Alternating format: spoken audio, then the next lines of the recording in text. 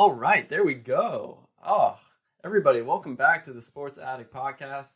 I'm your host, the Bacon Making, the Limousine Cruising, the Shark Punching, Ramen Noodle Loving, host with the most, Ethan A. Dobbins. So just a quick side note, actually. So my schedule for this podcast, I'm going to be posting around 2 a week.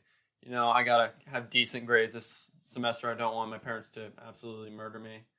And, and SAT's coming up, so got to somewhat study for that. I mean, I know I'll probably get a 1600 without even studying very much, but we'll see. And another note, I mean, just to go back to the whole ramen noodle oven thing, I mean, I tried organic ramen noodles for the first time. I don't know if anyone's ever tried that, but it is terrible.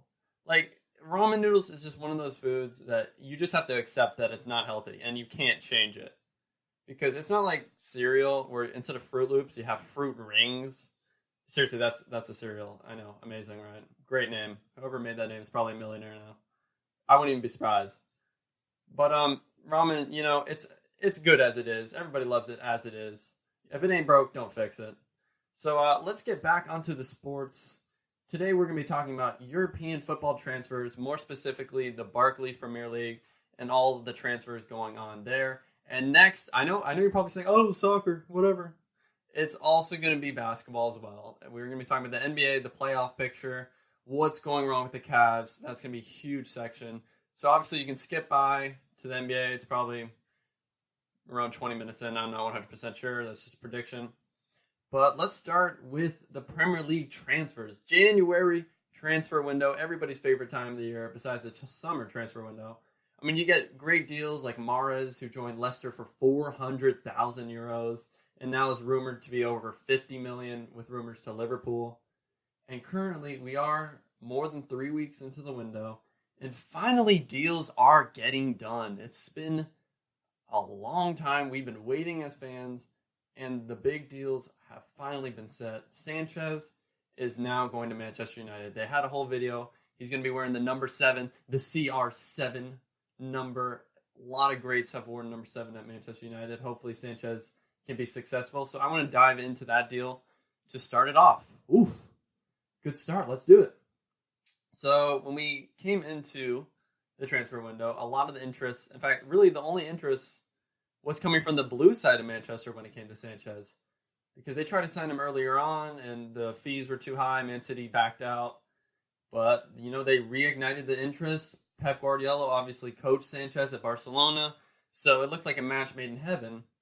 But the price tag Arsenal wanted in the January transfer window, even though Sanchez has refused to re-sign for Arsenal, and he will most likely leave, if anything, if a deal doesn't get done, which it already has, so good for Arsenal, I guess, was that they wanted 35 million euros, which Man City gladly grew to conscience and said, hell to the no.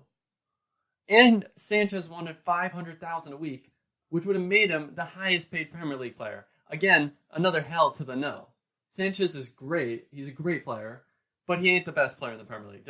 I have no doubt in my mind that he's nowhere near the best. But he is top 10. I can give him that. But if Man City was to make him, you know, the highest paid earner at Man City with 500,000 euros a week, that would double Man City's current highest owner, Sergio Aguero, by 250,000. Because Aguero makes 250,000 a week. He would have doubled him. So just imagine the kind of problems that would have created Man City with all the people having expired contracts. They'll be like, man, I should be making 300,000 now. If Sanchez is making that much, and that's what the market's at right now for contracts. So a lot of problems will start there. And that's going to be a problem with Manchester United coming into this window now that Sanchez has gotten his wish and getting 500,000 euros a week. I mean, it's absolutely insane the kind of money he's going to be making. I mean, we're talking Ronaldo and Messi levels of wages there. So hopefully he can do really good. There's going to be a ton of pressure on him because obviously Man United already signed a top striker, Lukaku, from Everton, who nearly won the Golden Boot last year. But obviously Lukaku's really only scoring against weaker teams. I mean, against big teams, Man City, 2-1, 2 clearances right to the other team, 2 assists. Sorry. That was too immature of me. As a professional podcaster, I should never do immature coughing sounds like that. But Lukaku just has not been the big game changer. Like, he looks great at times, but in the big games, he's just not there. It looks like they're playing with 10 players. I mean, if it makes you feel better, I guess Man United looks like they're playing with 11 because De Gea looks like 2 players out there. He's just so good this year. He won the best goalkeeper of the year, and he deserved it 100%. He's easily the best goalie in my eyes. And I'm a goalkeeper in real life, so I know my stuff. His reactions are just absolutely insane for a 6'5" goalie. Absolutely crazy how fast and agile he is. But with Sanchez, it's just Arsenal, are getting more than just the $35 million that Man United are willing to pay. Mourinho opened up the checkbooks again, brought in him, but he also gave away Mkhitaryan. And even though Mourinho totally signed, Mkhitaryan for over 40 million euros, he's perfectly fine with giving him away. I mean, why not just do a swap deal and maybe like 10 million? Why pay the full 35 million when Mkhitaryan is not a bad player at all? He's made 22 appearances this year and has scored 13 goals. He's not dried up. He's clearly a great player. But with Man City, their interests seemed a little bit dumb when you think about it. Because Man City already paid $50 million for Bernardo Silva, who's getting only appearances really off the bench because he's averaging 30 minutes per appearance in the Premier League. And Man City, of course, has the most goals in the Premier League. So, it didn't make a lot of sense there. So Man City, I applaud them for backing out of this deal. They didn't need the signing. It would have been a luxury signing, really. He would have been a pretty expensive bench player, in my opinion, considering I don't think they should drop Sterling, Sané, or Aguero for Sanchez because, first of all, player development's a key thing for the future. Sanchez is 29. He's not going to get any better. This is his prime. Sterling and Sané are just looking to get better. And Aguero, in my opinion, is the second best striker behind Harry Kane, and Sanchez is number 3 in my eyes. So I would not bench Aguero for Sanchez. But on to Man United. They got their man. Against top 6 teams, like I said, they have struggled. They have 2 wins, 1 draw, and 2 losses. And when you're a team like Man United with expectations all the way to the sky, you got to be doing better than that. You can't have 2 wins and 2 losses. It's just not the best from them. Man City, on the other hand, I'm pretty sure is undefeated against those big teams, besides Liverpool, so top 6 teams. So Man City is playing a lot better, and obviously Man United, that's their rivals. They want to compete with their rivals, and Mourinho is willing to spend however much it takes to be on the same level as Man City, which seems impossible considering how good Man City's been this season. But on to Mkhitaryan. So I think he was the big reason why this deal took basically the whole transfer window. He had to negotiate a contract with Arsenal. He had a lot of leverage, of course, because, he's still a great player. When he was bought by Man United, he came off a season which he scored 19 goals and had 24 assists. Unbelievable numbers from the Armenian. Wow. Talk about being a national hero. I mean, Armenian football. Seriously, that's crazy. But Mkhitaryan was making about $200,000 a week. He had the leverage. He was going to get a bump in his pay rise. I haven't checked what his salary is, but it's definitely going to be higher now because he had a lot of leverage to negotiate here. He decided whether or not this deal went through, and he, negotiated his contract. He's going to be an Arsenal player. And I think it's, in addition to Arsenal selling Sanchez for $35 million, which on its own right, I think is a great bit of business because you could have easily gotten nothing for him. Maybe no one would have pulled the trigger, just waited for his contract to expire. So they got $35 million and a great starter now that Walcott is gone, because Walcott has been sold to Everton for around 20 million euros. By the way, he had a great debut. He had an assist against West Brom, I believe. So, good for him. And, just at the very least, Mkhitaryan will be able to replace, Walcott's production off the bench. But he should be a starter. I can imagine right now Mkhitaryan, Lacazette, Ozil, and a big reason why Wenger was able to be comfortable selling Sanchez is because he's always has a backup in mind. If he's selling someone, he's got someone that's going to replace him in his mind. And Aubameyang looks like that man, 28 years old, everyone's favorite player in FIFA, 96 pace.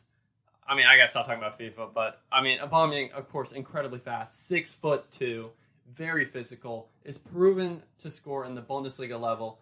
Him and Lewandowski have been just on their own level when it comes to scoring in the Bundesliga. They easily score 30 goals a season. It's just insane. And in the Champions League, he also scores a ton of goals. So he knows what he's doing. He knows how to score in big games. He's a clinical superstar franchise type of player. He can be the face of Arsenal and actually give Arsenal fans, some hope for next season. Lacazette and Aubameyang, that's an incredible duo. If they get just develop the team chemistry this season between those two, they could be the most deadly striker combination in the Premier League next season. I would not be surprised there. But right now, Liverpool have also been very big in the business, so we're jumping off of the whole Sanchez deal. And, of course, they sold the face of their club, Coutinho, to Barcelona for a fee that even I couldn't refuse, considering how much Coutinho has done. I get it, he's done a lot, and, football fans are very sentimental. You can't blame them. When a big player leaves or someone that's been there a while, they will get emotional. They will get pissed at the club, no matter how much they get. Because Barcelona paid $142 million for him. I mean, that's $100 million plus profit for when Liverpool brought him in from Inter for $10 million 5 years ago in the January transfer window. I mean, it's just been a great bit of business from Liverpool. They have a ton of money now to work with and improve their squad. They're going to be in the Champions League next year. I mean, most likely. They want to compete for the Premier League. They're going to have Naby Keita come in. But obviously, like I said, the midfield, as of right now, is not looking very good whatsoever. It looks like it can be their weak spot now that they signed Virgil van Dijk for $75 million from Southampton, which in my opinion was way too much. I get it, he's 26 years old, incredibly tall, very strong, proven on the Premier League level, but $75 million, that's way too much. When you consider how much Bayern spent for Mats Hummels last year or 2 years ago, they spent only around 30 million euros for him. I mean, I get the market has changed, but it hasn't changed that much.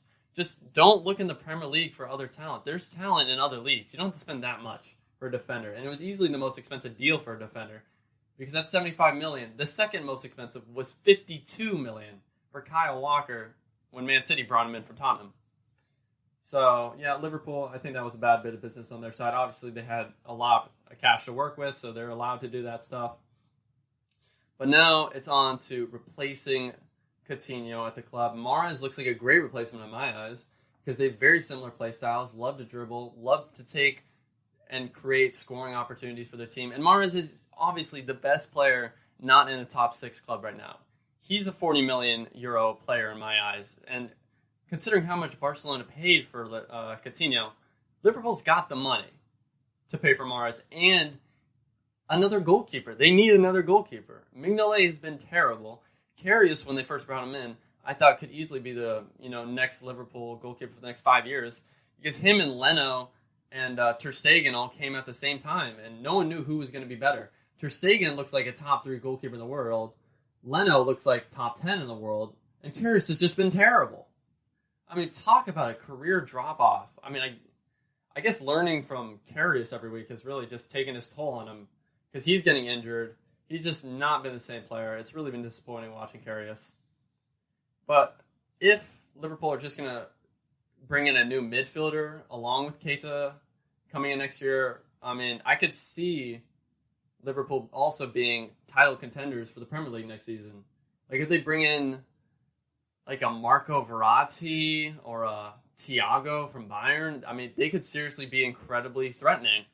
And I get it, those players are going to be really expensive, but Liverpool has the cash now. They could definitely go out and spend that much. They're a Premier League team. Premier League teams have got money. They can spend it. So let's go to the final Premier League team I want to talk about. It's Chelsea. Because Chelsea have been rumored with some of the worst strikers I've ever seen. I mean, none at all at the level of Chelsea. I mean, if Michy Batshuayi isn't good enough to make the first team, what on earth are we being linked to Andy Carroll, Marko Arnautovic, Peter Crouch, the 36, 37-year-old Eiffel Tower,